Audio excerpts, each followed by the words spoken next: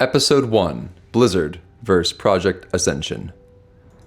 Now, Blizzard did not file a narrow copyright-only complaint against Project Ascension. Blizzard filed a lawsuit that uses words like piracy, enterprise, shell companies, criminal copyright infringement, counterfeit marks, and RICO.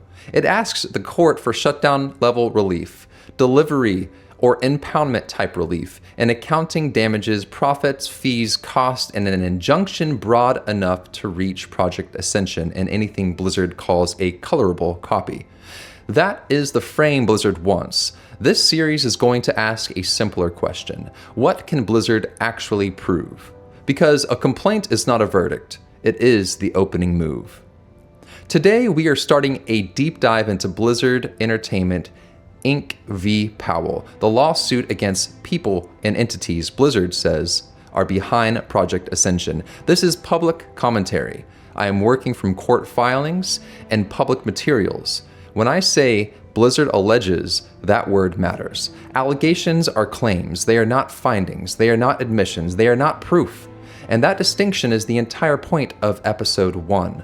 Blizzard owns World of Warcraft. Blizzard has serious allegations here.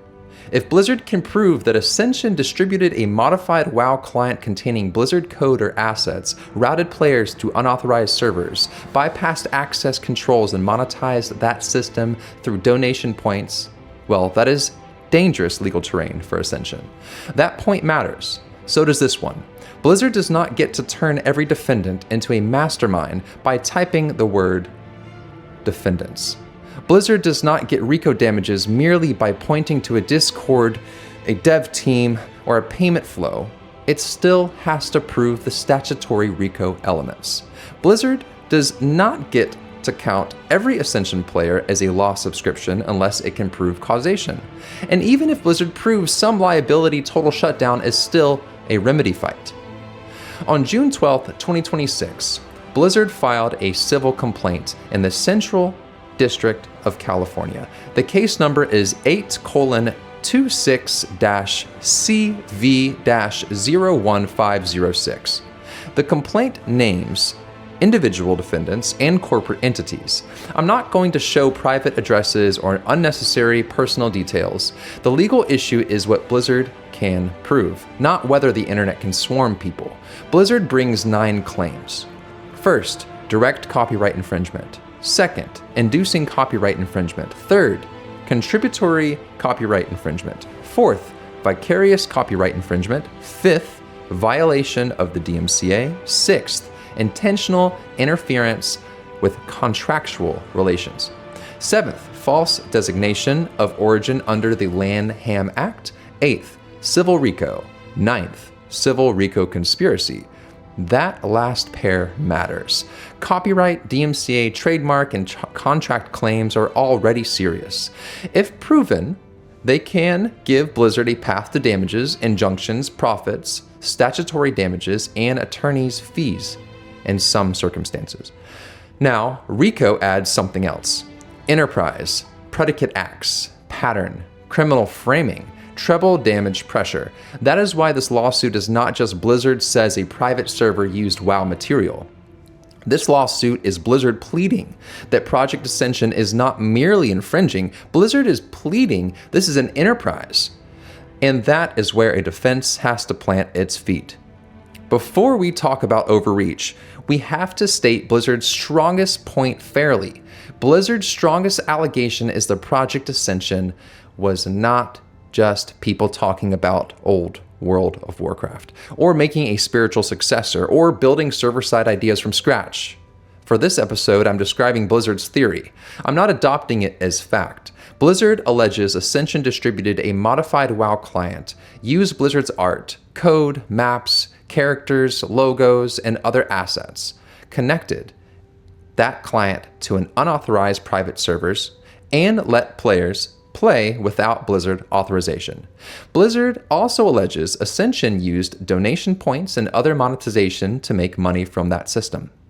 If Blizzard proves those facts with documents, code evidence, payment records, server records, and defendant-specific proof, then Ascension has real legal problems. This is the honest terrain. But a defense does not end at Blizzard owns WoW. Ownership is the beginning of the analysis. It is not the whole case. The law still asks, which files, which works, which defendants, which dates, which acts, which access controls, which money, which injury, which remedy. That is where the fight is. One of the most important things in this case is the difference between a group allegation and proof against a person. Blizzard repeatedly pleads allegations against defendants. That is normal in complaints. It is also dangerous if the public lets it become proof. Derek Powell is a named defendant, not the word defendants. Brian Mannion is a named defendant, not the word defendants. A developer, moderator, artist, support person, corporate entity, payment account, Discord admin, and player community are not automatically the same legal actor. Blizzard alleges roles. Blizzard alleges control. Blizzard alleges money. Blizzard alleges notice. Blizzard alleges technical modification. Now, Blizzard has to prove those things defendant by defendant. For someone like Derek, the question becomes concrete. What did he personally control? Did he personally modify client files? Did he have authority over payment accounts? Did he receive the money Blizzard alleges? Did he direct technical work? Did he direct marketing?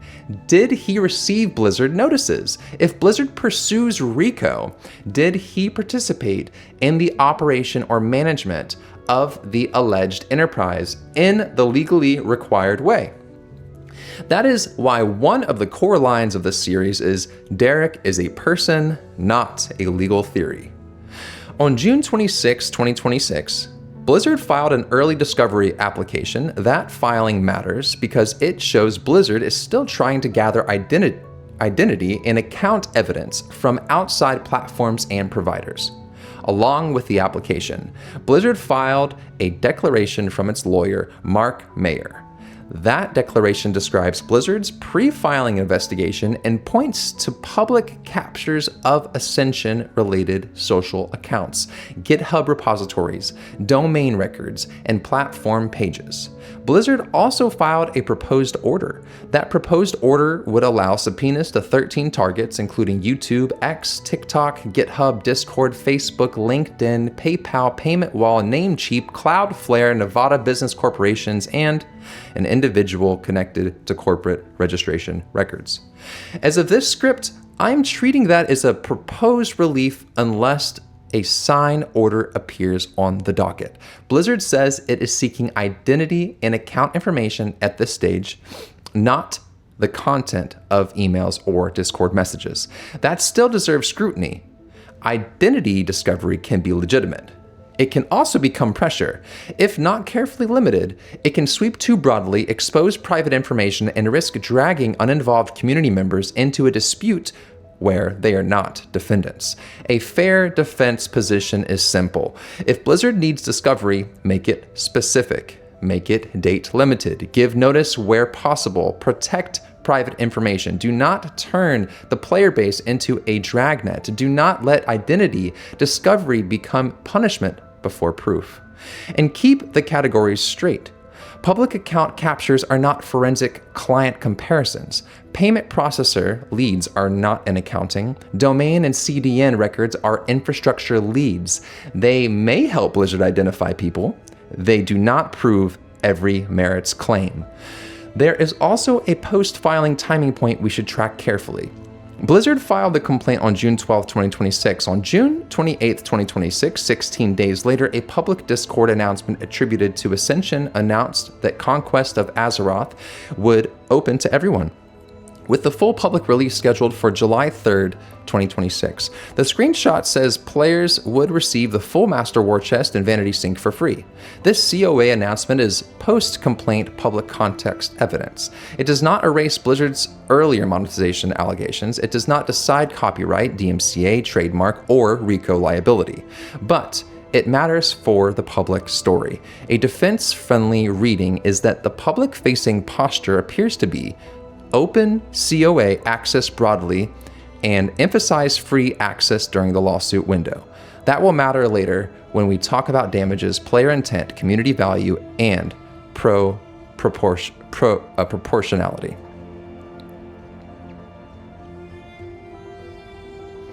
The most legally explosive part of Blizzard's complaint is RICO. RICO is not just a bigger copyright claim. Civil RICO requires its own elements. Enterprise, a pattern of racketeering activity, predicate acts, operation or management, causation, injury. That is a lot of legal machinery. Blizzard's theory appears to lean on alleged criminal copyright infringement and alleged trafficking in counterfeit marks as predicate acts. Those words carry weight.